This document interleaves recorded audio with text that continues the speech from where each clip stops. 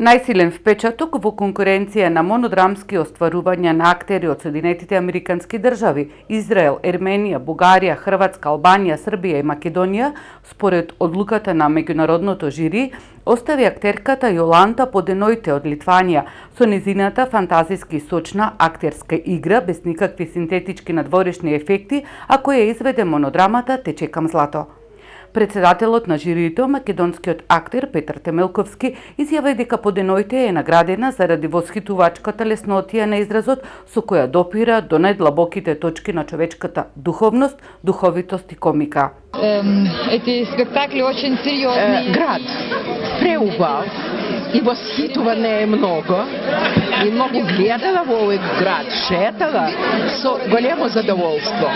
И освен тоа, дека не очекувала за ова награда и то изненадена многу, ама многу срекна.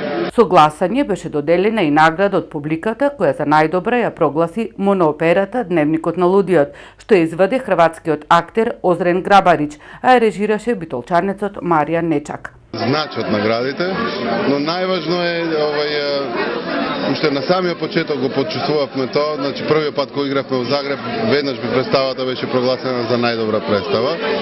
Тоаш малце мислевме дека може би претеруваат и така натам.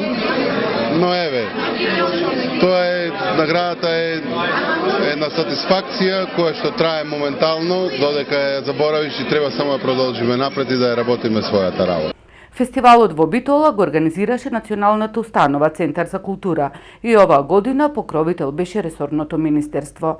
На 80-тиот Интернационален фестивал за монодрама Битола 2016 во чест на наградените, фестивалската завеса ја спушти актерите од театарот Комедија од Скопје, кои изведоа представата Случајот Хармс во режија на Дино Мустафик. Фестивалот траеше 7 дена, а љубителите на театарот можеа да проследат 13 монодрами во официјалната конкуренција и уште 4 македонски представи.